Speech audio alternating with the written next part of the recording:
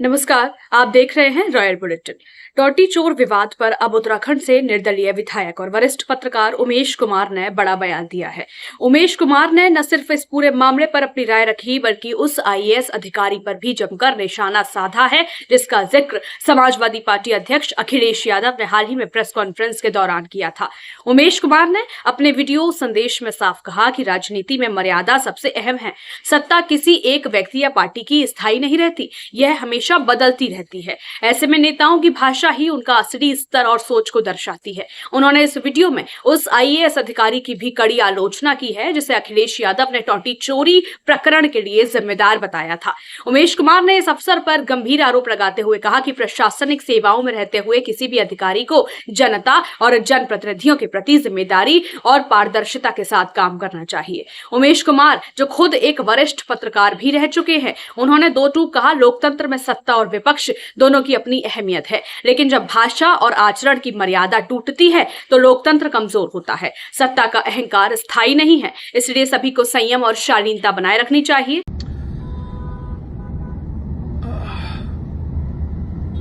पूर्व मुख्यमंत्री श्री अखिलेश यादव जी ने एक प्रेस कॉन्फ्रेंस की। उन्होंने टोटी चोर कहने पर अपने मन की पीड़ा को व्यक्त किया।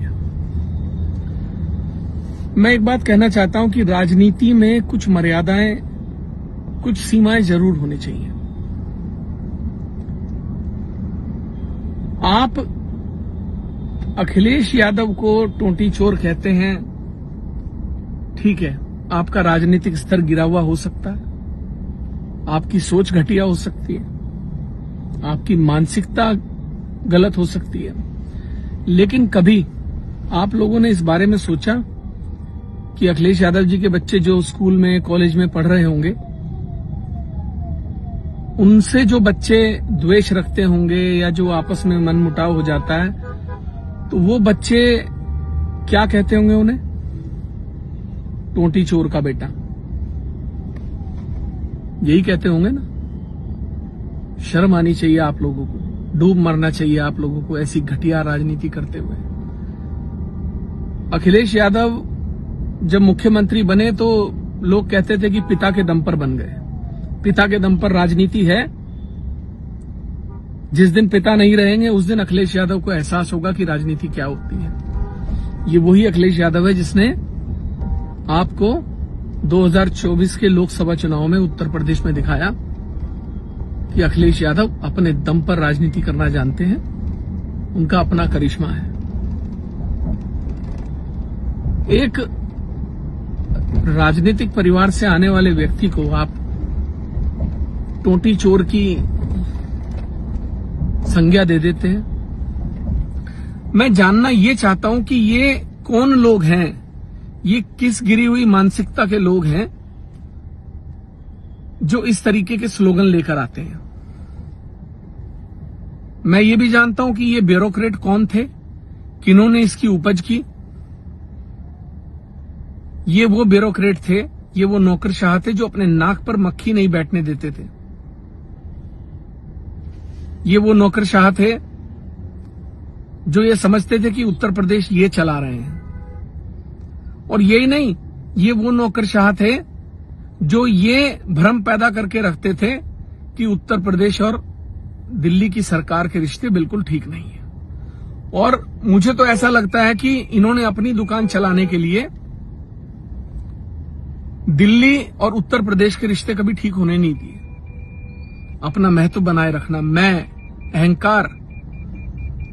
मैं इस नौकरशाह को तब से जानता हूं जब ये एमडी होता था पावर कॉरपोरेशन उत्तर प्रदेश में, और इनकी पत्नी एनडीटीवी के कार्यक्रम में, एक गानों का कोई कार्यक्रम था, एक कंपटीशन था, एनडीटीवी सारेगामा या कुछ करके इस तरीके का, उसमें पार्टिसिपेट कर रही थी। तो उस समय ये व्हाट्सएप होते नहीं थे, ऑनलाइन जो है, क्योंकि 2007-8 की बात है ये, जो मुझे याद है।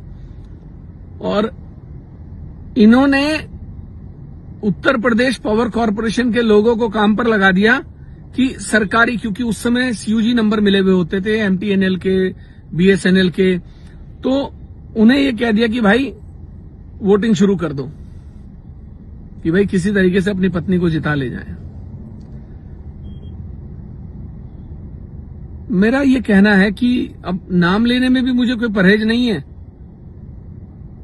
बाकी सब समझ रहे हैं मैं किसको बता रहा हूं, और मैं उन्हें यह भी बताना चाहता हूं कि टोटी चोर की संज्ञा देने वाले भी आप ही थे, आप ही की उपज थी, आप ही के 4 चेले चपाटे जो भी पत्रकार रहे होंगे, जो दूसरे अन्य साथी रहे होंगे, जो आपके चमचे रहे होंगे, उनके माध्यम से आपने अखिलेश यादव को टोटी चोर की संज्ञा देके उनकी छवि खराब करने का प्रयास किया। लेकिन मैं बताता हूं, ये प्रकृति है, इस प्रकृति का नियम है, जो देते हो लौट कर आता है। ध्यान रखना अवस्थी जी, ध्यान रखना, जो बोया है ना काटना वही पड़ेगा। बोया बीज बबूल का तो फल कहां से आए। ये जो बबूल है ना, ये एक दिन आप ही के लगेगा, चुभेगा। यानी साफ है कि टोटी चोर विवाद से शुरू हुई यह बहस अब राजनीति में भाषा और मर्यादा के मुद्दे तक पहुंच गई है। अगर आप राजनीति से जुड़ी हर खबर पर एक्सक्लूसिव अपडेट सबसे पहले पाना चाहते हैं तो हमारे चैनल रॉयल बुलेटिन को सब्सक्राइब करें और बेल आइकन दबाना ना भूलें।